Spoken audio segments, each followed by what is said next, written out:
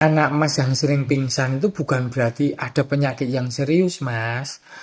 Ya, saya ada kemungkinan ke arah gangguan psikis. Kalau istilahnya sih histeria konversi. Ya, jadi waktu pingsan dulu kan pertama kata Mas waktu SMP kan dulu. Terus wajar ketika SMP belum sarapan misalnya. Terus kemudian upacara. Kemudian karena ketegangan otot kaki, aliran darah ke atas nggak lancar, nggak sarapan pagi, ya akhirnya pingsan dibawa ke UKS ya bangun. Karena penyebabnya umumnya hipoglikemia aja. Kadar gula darah kurang. Yang ke otak kurang, kemudian pingsan. Begitu. Dan setelah dikasih minum air teh manis atau apa kok dikasih minyak kayu putih ya bangun lagi karena ada hal yang merangsang. Tapi ketika udah SMA kok masih pingsan aja, ketika kerja masih pingsan, ada kemungkinan gangguan psikis.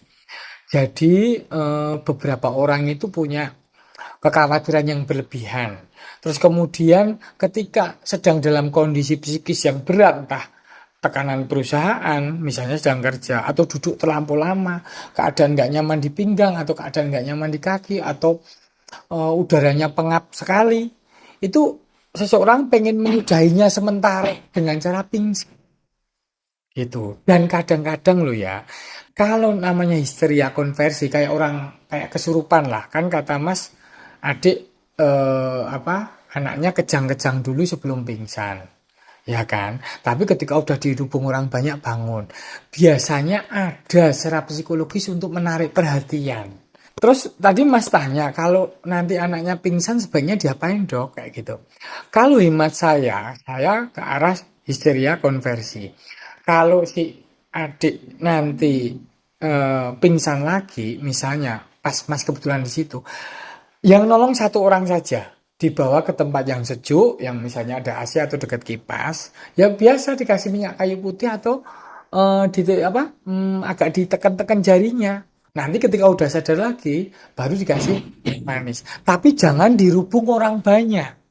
Karena kalau dirubung orang banyak, itu akan mendapatkan perhatian yang lebih. Jadi akan semacam ada sensasi yang menyenangkan dirinya ketika diperhatikan orang banyak itu. Jadi saran saya kalau pingsan bisa juga pesan ke temannya di PT. Kalau pingsan yang nolong satu orang aja. Yang nungguin satu orang aja dan orang yang terdekat. Jangan rame-rame dirubung kayak gitu. Nanti bisa bangun lagi terus kayak kejang-kejang lagi, pingsan lagi. Itu agak khas pada histeria konversi, Mas. Jadi coba dibuat suasana di rumah lebih terbuka, bagaimana dia mengungkapkan keresahannya atau tekanan psikisnya itu apa saja, Mas.